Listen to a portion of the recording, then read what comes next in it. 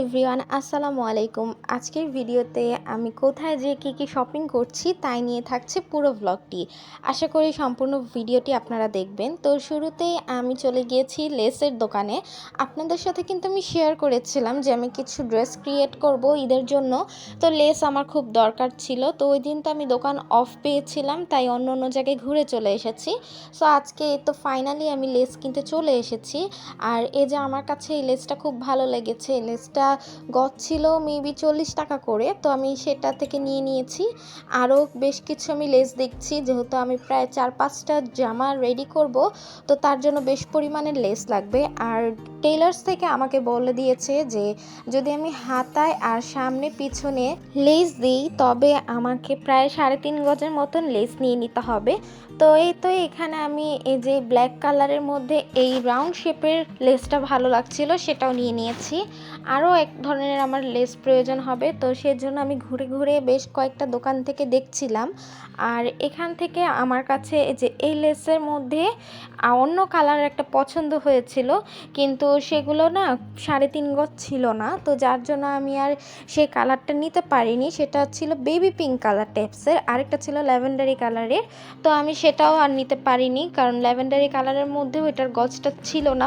এছাড়াও আমি ঘুরে ঘুরে দেখছিলাম। আর এই যে একটু চড়া টাইপসের লেসগুলো আমার বেশ পছন্দ হয়েছে, কারণ আমি সাধারণত এক কালারের বোরকা বেশিরভাগ আমার পরা হয়। তো যখনই আমি নেক্সট টাইম এক কালারের বোরকা আমি বানাবো, তখন কিন্তু আমি এই যে চড়া লেসগুলো ইউজ করতে পারবো। আর এই যে দেখুন, এই লেসগুলো দেখতে কতটা প্রিটি লাগছিল। আর খুব সম্ভবত এগুলার গজ 150 টাকা করে ছিল, আমি এখন আসলে অত খেয়াল নেই। তো যখন আমি নিব তখন আপনাদের সাথে শেয়ার করবো। আর এটা কিন্তু অবশ্যই ফিক্সড কোনো দামের দোকান না, আপনারা চাইলে বার্গেনিং করে নিতে পারবেন। তো এই যে আমি আমার পছন্দের লেসগুলো সব কয়েকটা নিয়ে নিয়েছি। আর সাথে সাথে আজকে কিন্তু আমি টেলার্সের কাছে দিয়ে দিব। আর ড্রেসগুলো রেডি হয়ে আসার পরে আমি আপনাদের সাথে শেয়ার করব যে কীরকম লাগলো। তো যাই হোক, আমার লেস কেনা শেষ, এবার আমি বের হয়ে গিয়েছি। এখান থেকে আমি এখন রিক্সা পিক করে নিব। আমি যাব আর একটু সামনের দিকে, ওয়ারির দিকে চলে যাব, সেখান থেকেও কিছু টুকটাক কেনাকাটা করব।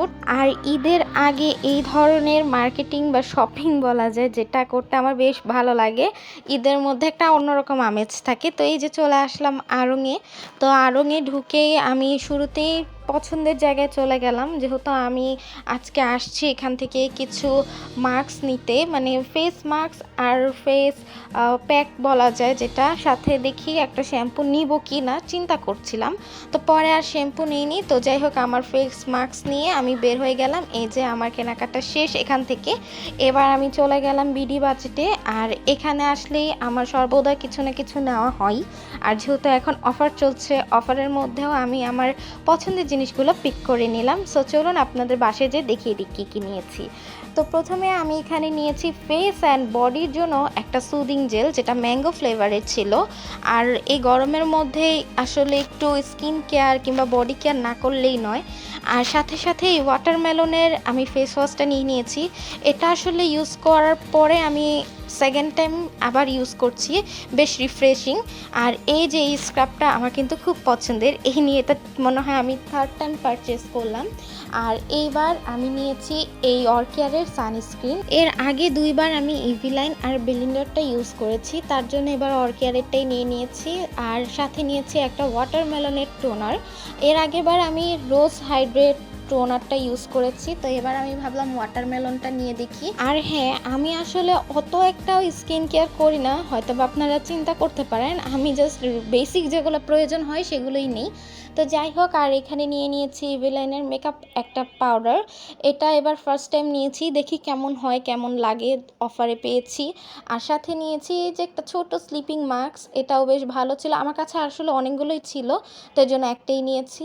তো এই তো আজকে আমার একটুকুই কেনাকাটা। আশা করি আপনাদের কাছে আমার ভিডিওটি ভালো লেগেছে। সবাই ভালো থাকবেন।